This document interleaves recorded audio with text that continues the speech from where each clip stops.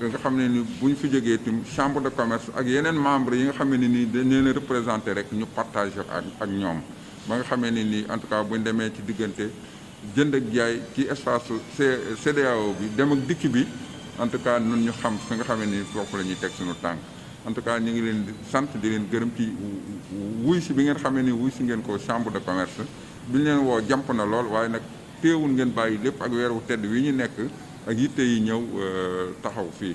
en tout cas ñu ngi leen di sant di leen gërëm di encouragé waat madame la secrétaire générale guddi ak bëccëg heure bi démb mi ngi Kaolack lépp di daw rek pour njariñu chambre de commerce bi représenté ko fu mu ko waree représenté di dalal sama président de commission agriculture di dalal section élevage ak ñi nga xam ne ñoo bokk section agriculture ñu mel ni ñoom Bassirou Fall ak di dalal également président Diakhaté mi nga xam ne mooy ma nga jóge ba Kayar en tout cas du jàññi ci sori ñu defaale présentation yi bala ñu jox kàddu gi monsieur Seck man maa ngi tudd Assane Ndiaye nekk premier vice-président bu chambre de commerce dëkk Taïba Ndiaye dans le département de Tivaouane. Merci à toute l'équipe quand même qui est venue de Dakar, représentant régional CEDEAO, ñu nekk biir affaires étrangères, ak les représentants du ministère de l'Industrie, les panélistes, mais surtout vous les participants. ak suñu collègues yi nga xam ne suñu collaborateurs yi nga xam ne ñoo fi nekk madame Thioub Adja Ndiaye ak madame Mbaye Fat Diakhaté ñu représenté chambre bi yëpp suñu élus yi aussi. Je dois signaler que nous avons 2 vice-présidents Mogor Ciss, je pense qu'on l'a dit hier, Assane Ndiaye mi wax léegi ak un président de commission Babacar Ndiaye nekk fi en même temps il représente la ville de Thiès parce que xam nga yenn yi aussi il faut que communes yi aussi qu'on les implique. Donc moom voilà, il représente en même temps la ville de Thiès, il a plusieurs casquettes. Donc di remercier Bassirou Fall. Voilà, Bassirou Fall aussi, il est membre du bureau consulaire. Je pense que hier cette présentation wax na ko, c'est le secrétaire élu adjoint donc bureau consulaire bi. Pour vous dire que gis nga ni mu jàllee tey ñi ma woo téléphone tey mënuma ko compter xaw a dal sama kaw pourquoi je les ai pas conviés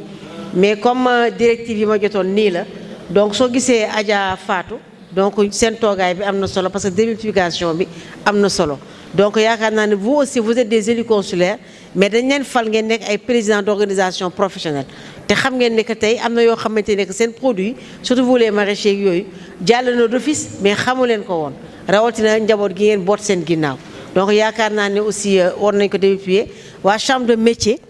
le président de la chambre de métier aussi son bureau est là. te bureau bi aussi ñu fi nekk Mbodj mu ngi fi Thiam mu ngi fi Dioum était là hier démultiplication aussi su ko jaree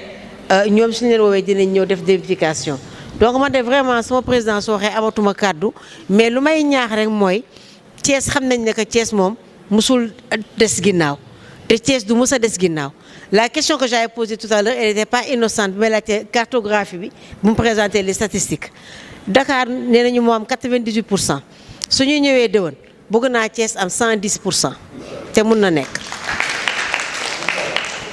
te mun na nekk donc vous les groupements de femmes yaakaar naa ne côté qualification amatuñu dara lu ñu leen di wax soo leen seetloo di am na ku may nuyu sama benn doom ba muy présenté wu nekk na lauréate il y a 2 ou 3 ans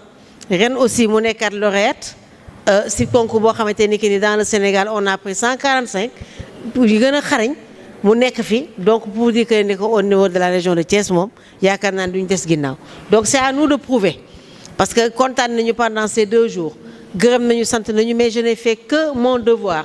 parce que su fekkee da nga am sa arrêté ne la yow ay secrétaire général ñu woote kon da nga war gox bu ne nga daal di fay cuuc loo xamante ni que ni démultiplication la dama leen wax sax ne leen il faut que ñu woo presse ñu ñëw ndax lii aussi mun a jéggaani ji donc ñu amay conseils yoo xam ne xarañ nañu donc li may ñaan mooy lii peut-être tey kii nañ ñu comment dirais-je ne capacité nañ ñu mais dama bëggoon rek ñu Ndeye Binta ngeen organiser beneen séance xam léegi maintenant coaching bi naka la ñuy def ba mun a yegg ci cabinet Dabo mu war leen mun a accompagner lu bare parce que aussi fekkee tey ni aussi dañuy éparpillé wu dal bi ñu dóor bi ñu bëgg dóor dal bi du am doole noonu ma bëggoon ñu organiser ko par secteur donc su daaba aussi ñi xam naa ne moom dinañ la sonal tuuti mais yaakaar naa ne comme da nga jógee administration ibbi cabinet privé yaakaar naa ne ko la sonal loolu ngay ñaan yàlla te yàlla nañ la sonal bu baax a baax kon daal ñuy ñaan yàlla liñ fi jëlee mu jëriñ ñëpp barkeel ñëpp yéen tamit seen tànk sedd seen mission bi ngeen fi def aussi ñuy développer ko bu baax a baax vraiment mu am success story total dans les régions. Union nationale des chambres de commerce moom man duma doyal si di ko wax parce que vraiment li am na ko ma laaj démb je pense xawatuma fii la wala Kaolack union ndax bi ko sëriñ boobu jëlee la soog a am ndax union ak sëriñ boobu moo ko créé yaa quelqu'un qui m'a dit est-ce que sëriñ moo xanaa moo créé union. alors que union mun naa ni fii am na ñu bari ñoo xam ne moo leen mag compagnie gi ay madame Guèye ñoom Matiko moo leen mag mais pour vous dire que ne que pourquoi ñuy laajte ndax sëriñ bi moo ko créé ndax région yi ñu ngi soog a yëg ne que am na kuréel bu lëkkale chambre de commerce yi mu nekk organisme faîtière mi union nationale des chambres de commerce région bu ne am na lu mu la jox nga xam te ne que ni yaa ko moom ADP buy wax ni union laa fa représenté am na président Kédougou feneen fu muy représenté président Matam feneen fu muy représenté ku nekk am na fooy représenté alors que avant benn chambre consulaire moo doon représenté ñëpp muy capital donc laa nga xamante ne que nit ñi xamuñu woon nekk union ça existe donc yow li ngeen di wax ñun su fekkee ne que union dafa ñëw indi boobu approche ñun aussi duñ ko rusloo dañoo war a ñun aussi jouer suñu partition boo ne ko ne que mérité nañu lii nga xam ne moo tax mu ñu koy xeexal lu nekk mu siy dégg di si dégg lu neex di ko si dégg lu ko naqari te war am ay entreprise am war ko mën a doxal mais di xeex pour nous les régions moo tax ñun aussi je fais un appel solennel à toutes les chambres consulaires des régions nañu jàppale union nationale des chambres de commerce xam ne que li muy wax régions yi la koy waxal li muy kaas régions yi la koy kaasal ka fa ne yàlla mënee na ko yàlla fal cat mais ñun nag c'est à nous de prouver parce que nit ki aussi su taxawee pour di la xeexal pour di la dimbali doo ko si bàyyi donc loolu daal laa bëggoon te suñu dimbali yéen la ndax c'est vous les opérateurs économiques man weer bu dee damay taxaw ñu fay ma sama weer ma dem lijjantiku ji donc loolu daal laa amoon lu ma si wax di gërëm le président Amadou Makhtar Seye muy président chambre de métier nga xamante ne que ni moom bëggul sax chambre de commerce fu mu taxaw mu fay feeñ ndax nee na chambre de commerce fu mu taxaw man maa nga fa comme moom fu mu taxaw ñun aussi duñu fa feeñ dañu ne fu mu taxaw ñun ñu nga fa donc le compagnonnage consulaire biir région de Thiès dafa nekk compagnonnage boo xam ne dafa réel te côté artisanat aussi am nañu solo lool si lii nga xam ne teg nañ ko tey donc ñun aussi soo leen jógee Mbodj ngeen jàppal ñu benn jour boo xam ne ñun dañu fa ñëw avec le président et les techniciens de la chambre de métier ñu wax leen lii comme ça ñu aussi ñu préparer les artisans pour que ñu mën a agréer parce que lii dañ ko def challenge voilà donc man loolu laa amoon lu may wax di xam ko mooy lan ensuite kan moo ci mën a jëriñoo qui peut en bénéficier ensuite yan produit ñoo ko mën a jëriñoo muy wàllu mbay mi muy wàllu càmm gi muy wàllu transformation yi maanaam céréales yeeg jën yeeg halieutique yi kan aussi naka nga mën a def aussi pour jëfandikoo outil boobu noonu maanaam fan nga war a jaar ban yoon nga war a def pour mën koo jëfandikoo teg ci aussi yan condition lañ lay teg pour nga mën koo jëfandikoo ak aussi yan kayit lañ lay laaj pour nga mën a am jëfandikukaay boobu ak tamit fan la ñuy amee information fan nga war a dem boo ko bëggee xam nga tey yéen a ngi fi nii ñu ngi leen di jox information bi mais ñi fi nekkul yéen bu ngeen bëggee rendre compte bu ngeen bëggee wax nu ñuy def fan la ñu war a mën a dem pour am information. ndax démb la ñu commencé woon ci bisimilahi rahmaani rahim Babacar Ndiaye def ñaan. mel na ni yàlla nangu na ñaan gi ndax ñëw ci cappaandaw ji donc ci alhamdulilahi rabbil alamina constat bi ngeen def itam noonu moom ñi def ndax entrepreneur yi nga xam ne ñoom la chambre de commerce invité woon ñoom ñëpp ñu ñëwaat vraiment ñaari fan yëpp kenn ku nekk def ko sa yitte loolu chambre de commerce da koy rafetlu donc ci turu président Mamadou Diop en tout cas kontaan na ci participation bi nga xamee ni nii entrepreneur yi ñëw nañ ko fii ñaari fan yëpp jàng nañ fi nag lu am solo moo tax ñu war a profité sant waa ministère des affaires étrangères waa CEDEAO mais sant ministère du développement industriel ñoom madame Manga madame Guèye mais di sant également union des chambres de commerce nga xam ne monsieur Sarr wax dëgg yàlla taxawaayam rafet na sànq rek bi mu intervenir am na ko ma laaj ni ma ndax ab douanier la man ka du douanier de waaye nag boo jiitee commerçant yi jiite baykat yi jiite industriel yi donc il faut nga am yenn xarañ yi ci diggante douane diggante gendarmerie diggante ministère du commerce donc loolu lépp daje na ci moom kon wax dëgg yàlla ñoo ngi leen di sant également panélistes yi madame Manga démb lu am solo leeral na ko fi tey jii le consultant monsieur Mamadou Dabo moom itam wax dëgg yàlla indi na fi loo xam ne lu am solo la te lépp nag pour bénéfice su commerçant yi bénéfice su industriel yi nga xam ne ni dañoo jël décision war a génn seen i produits yóbbu ko ci espace bu CEDEAO jàng nañ fi loo xam ne ni lu am solo la certificat d'origine yi ñun xamuñu ko woon wala buñ ko xamee itam dañ ko daan dégg mais joxuñu ko woon yenn fulla yi niñ ko waxee soo ko amee wax dëgg yàlla dina la yombal lu bari ba dina àgg sax ay douane ak yooyu doo ko fay kon li nga xam ne nii jàng nañ ko fii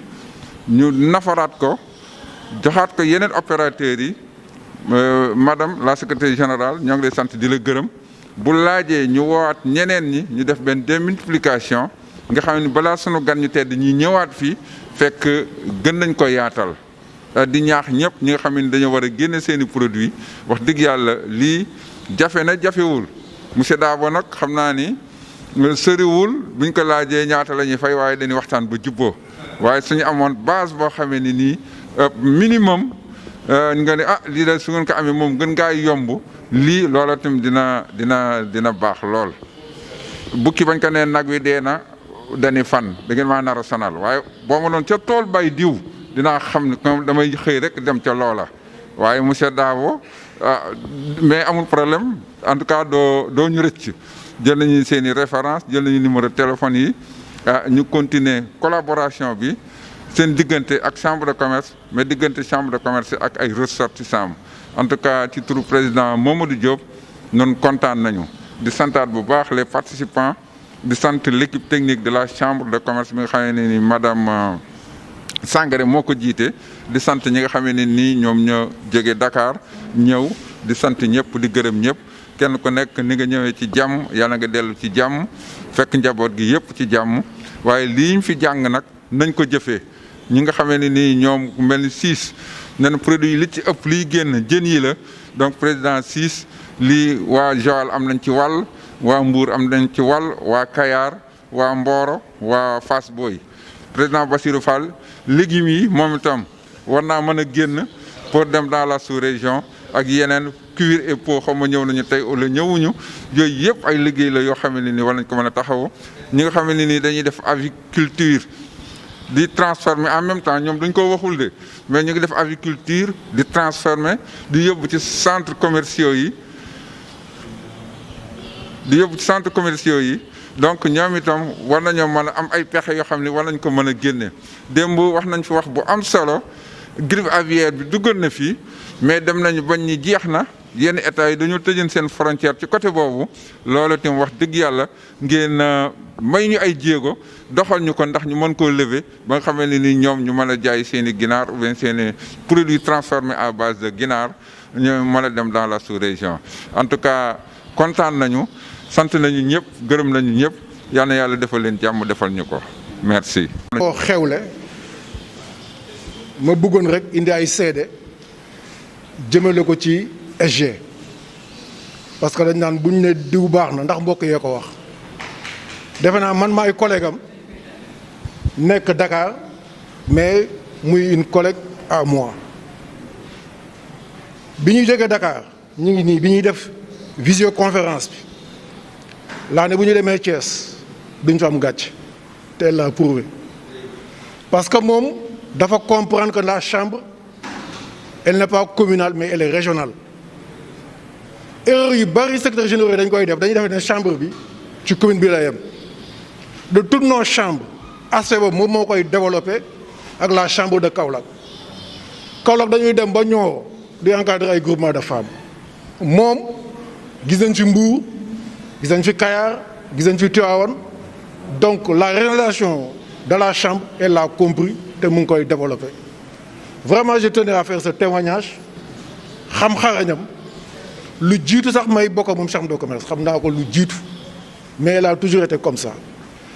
lu muy daw di reyante yëpp pour jël ko indi ko Thiès lépp lu baax lu mu dégg fenn da koy jël indi Thiès ADPME conseil d'administration ADPME moo ma fay toogal chambre de commerce mais à chaque fois dañuy yéene ay lettres di ko gërëm di ko féliciter ngir taxawaayam Oumy vraiment je tenais à faire ce témoignage pour ce que tu es pour nous ce que tu représentes et le rôle que tu incarnes au sein de chambre de commerce vraiment yal na yàlla taxaw lenn rek nag moo ko yàq dafa sant Thiam bu santoon Sarr gën fi kii mais Thiam la sant merci bien. Merci Sarr merci beaucoup Sarr donc chambre de commerce bu Kaolack ci accueil bi ngeen ñu accueillir bu Thiès di remercier chambre de commerce au nom du ministre des Affaires étrangères au nom aussi du ministre de l'Industrie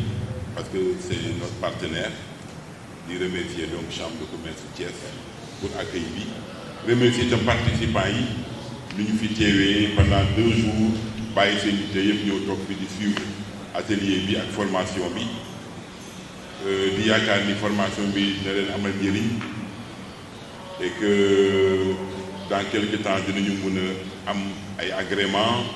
mën a def comme seen morom yëpp nekk Nigéria Ghana wala Côte d'Ivoire di mun liggéey di ñafe ak gars yi pour que suñu dëkk tamit gën a développé ñoom tam seen bopp ñu am vraiment développement di leen di yëgal tamit ni suñu buntu mu ngi toujours ubbeeku buntu ministère affaires étrangères bureau national CEDEAO bi ñu nekk ñu nekkuñu ci siège bi place de l'Indépendance mais suñu bureau mu ngi ci ginnaaw ministère intérieur immeuble Ismaïla Ka envoyé nañu numéro téléphone bi fii ak ta madame Manga tamit envoyé nañu numéro téléphone am moom tamit vraiment buntu ma ngi ubbeeku pour que lépp loo am comme vraiment question renseignement yi ngeen soxla mun ngeen ñu woo su boobaa incha allah dinañ leen répondre sans aucun problème parce que aussi ça c'est notre travail di garder contact aussi avec madame le secrétaire général pour préparer suivi bi parce que dans quelques mois xam naa dañ fi dellu si waat incha allah pour xool fu affaire yi toll daa boo tamit comme mu ngi liggéey ak yéen xam naa ne peut-être nañu renseigner tamit à chaque fois parce que dañu bëgg fii léegi 1 an comme ça ñu mu def benn document complet boo xam ni dafay wone l'activité du bureau national dans tout le Sénégal en ce qui concerne ce dossier spécifique là mooy dossier bi di laaj aussi di ñaan aussi madame secrétaire générale soo ñu mënee mettre en relation aussi ak waa Tamba yi en relation avec bien sûr monsieur Sarr pour que ñu am facilité yu ñu am fii suñ ko amee Tamba tam vraiment dinañu neex trop incha allah remercier itam consultant bi Dabo bon madame Manga du consultante madame Manga moom suñu partenaire la loo tax moom fii gars yi dañu koy boole rek mais Dabo la ñuy remercier Dabo sama grand frère la aussi ah te maa ngi ko soog a xam démb laa soog a xam ni parce que maa ngi ko soog a gis démb léegi coo gisante woon nañu ça fait plus de 30-40 ans bu ma nekkee xale bu ma doon dóor di ma sànni xeer bi kii yooyu waaw Dabo vraiment ma kontaan si loolu trop et puis ma remarqué ni il est un homme très compétent et très pédagogue franchement je le félicite di remercier aussi monsieur Sarr de donc la chambre de commerce de comment on appelle ça encore de l'union n'est-ce pas des chambres de commerce avec madame Manga remercier la presse qui est venue depuis hier jusqu'à présent sans relâche di liggéey di ñu defal ay photos yu rafet j'espère que moo photos yi dina rafet hein parce que moi je ne suis pas très photogénique di remercier aussi bien sûr les autres qui ont travaillé dans la salle qui ont nettoyé qui ont arrangé les chaises qui ont mis la sono et tout ça et puis di remercier aussi suma collègues yi nga xam ne ñoom laay liggéey Aïta Pape ak Aïssatou vraiment maa ngi leen di sant di leen gërëm au nom du ministre Aïssata Tall Sall et puis di leen ñaanal que si li ngeen di liggéey muy gën a avancé di dem. Je suis Mamadou Moustapha Seck, le coordonnateur adjoint du bureau national CEDEAO au ministère des Affaires étrangères. Alors, 2 jours à Thiès, dans le cadre toujours des libres-échanges dans l'espace CEDEAO, est-ce que vous pouvez revenir un peu sur ces ateliers? Alors, oui, bien sûr, le ministère des Affaires étrangères, c'est le ministère en charge des affaires de la CEDEAO. Donc, s'occupe un peu de la mise en œuvre, du suivi de la mise en œuvre des projets et des programmes de la CEDEAO au niveau national Et le ministère également travaille à la vulgarisation de des politiques, n'est-ce pas, de la CEDEAO au niveau national. Et c'est dans ce cadre-là donc qu'un programme a été mis en place au niveau du Bureau national CEDEAO qui consiste à appuyer les entreprises sénégalaises afin de les amener à adhérer à ce qu'on appelle le schéma de libéralisation des échanges de la CEDEAO, qui est un instrument qui est lié à la libre circulation des biens et qui facilite le commerce, n'est-ce pas, intra-régional en enlevant certains droits de douane, n'est-ce pas, sur les produits, n'est-ce pas, en importation ou en exportation. Donc nous sommes venus à Thiès pour justement discuter avec les opérateurs économiques, leur faire savoir c'est quoi précisément ce schéma de libéralisation des échanges et également par quels moyens ces opérateurs peuvent passer pour justement adhérer à ce schéma-là et pouvoir bénéficier de ces avantages. Thiès est une étape à côté d'autres, il reste encore à aller à Tambacounda, à Dakar et puis dans toutes les régions du Sénégal, c'est un de nos objectifs. Également, ces opérateurs ont soulevé beaucoup de questions dans l'espace CEDEAO par rapport aux marchandises, par rapport aux opérateurs économiques, les commandes entre eux. Il y a beaucoup de difficultés qu'ils rencontrent. Aujourd'hui, vous étalez ça. Comment vous comptez faire pour apporter des solutions? En fait, c'est vrai qu'il y a beaucoup d'obstacles, beaucoup de contraintes, de barrières à la mise en œuvre effective de la libre circulation. Et ces obstacles sont de plusieurs sortes, mais leurs causes peuvent être sérieuses d'une certaine façon. À mon avis, il y a des causes liées à l'ignorance par les forces de défense et de sécurité des protocoles sur la libre circulation. Il peut y avoir également des volontés manifestes de percevoir de façon illicite, n'est-ce pas, comment dirais-je, de l'argent, de façon indue, donc de l'argent auprès des commerçants, etc. Donc, ce que les États peuvent faire, c'est bien sûr de continuer de sensibiliser les forces de défense et de sécurité. En ce sens-là, le Bureau national CEDEAO a déjà concocté un module de formation qui est destiné aux forces de défense et de sécurité préposées aux frontières, afin de leur faire connaître un peu le protocole sur la libre circulation et de leur faire savoir que lorsque le commerçant arrive et qu'il a ses papiers en bonne et due forme comme le certificat d'origine, etc., qu'il doit passer sans pour autant qu'il y ait de problème. Il y a donc d'une certaine façon une certaine ignorance des forces de défense et de sécurité, mais d'autre part aussi il y a des gens qui, de façon manifestement volontaire, essaient de percevoir, de racketter les commerçants. Ces gens-là, il faut bien entendu sévir contre eux en vertu des lois et règles en vigueur dans les États membres. La corruption. La corruption. Il gangrène ce secteur, un peu dans l'espace CEDEAO. Au Sénégal, aujourd'hui, il y a eu beaucoup d'ateliers, mais il n'y a pas eu de suivi. Bon, on ne peut pas dire que ça gangrène, mais en tout cas, ça prévaut comme dans tous les pays du monde, comme dans tous les espaces, dans toutes les communautés économiques régionales. Et la volonté des chefs d'État et de gouvernement, qui est traduite également par les actes pris dans les conseils des ministres au niveau de la CEDEAO, c'est simplement de lutter farouchement contre cette corruption aux frontières-là, ces perceptions illicites, ces raquettes-là. Et je pense que déjà l'acte qui consiste à mettre en place des, des postes frontaliers préposés, juxtaposés, est un pas vers la facilitation du commerce et vers la lutte contre la corruption et les raquettes. Maintenant, bon, tout n'est pas parfait, le monde ne s'est pas fait en un jour, donc nous espérons que d'ici l'horizon 2050, avec tout ce qui est en train de se faire comme travail en ce qui concerne la vision 2050 de la CEDEAO, nous arriverons à avoir un espace moins corruptogène, moins également corrompu et avec une circulation très fluide des personnes, des biens, avec tout ce que cela comporte comme droit de résidence, d'établissement, etc. Est-ce que l'espoir est permis d'avoir une solution rapide par rapport à toutes ces difficultés? Aujourd'hui, nous voyons le chef d'État qui se déploie dans le pays par rapport aux difficultés liées à la pandémie Covid-19, mais également au sous-emploi des jeunes. Oui, bon, nous parlons de l'espace, hein, pas du pays. Oui, bon, il y a l'espoir. les chefs d'État et de gouvernement, lors du dernier sommet, d'ailleurs, ont demandé d'accélérer la mise en œuvre des projets et des programmes. On demandait d'accélérer la mise en donc le processus d'élaboration de la vision 2050. La vision 2050, c'est la vision que nous voulons, en fait, d'un espace CEDEAO que nous voulons voir dans les 50 prochaines années. Hein, avec une industrie pharmaceutique extrêmement développée,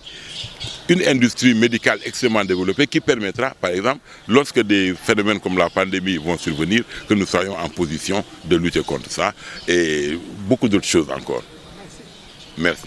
Thierno Sankara, secrétaire général de la Chambre de commerce de Thiès, vous avez abrité 2 jours un atelier important qui toujours par rapport aux libre-échanges dans l'espace CEDEAO. Les opérateurs économiques ont étalé leurs difficultés face aux techniciens du ministère ou bien ça de l'espace CEDEAO. Aujourd'hui, quelle est votre appréciation? Une satisfaction totale parce que tout à l'heure, lorsqu'on a présenté la cartographie à des entreprises qui sont agréées dans l'espace communautaire, il s'est avéré que la région de Thiès n'a eu que quelques entreprises agréées. Ce n'est pas par manque de professionnalisme, mais c'est par méconnaissance. Et le fait que cette délégation, que cette caravane s'arrête à Thiès pendant 2 jours, donc se soit arrêté à Thiès pendant 2 jours, donc nous a permis de faire un maillage vraiment géographique de la région de Thiès. Il y a eu les participants de Thiès, il y a eu les participants de Tivaouane, il y a eu les participants de Mbour.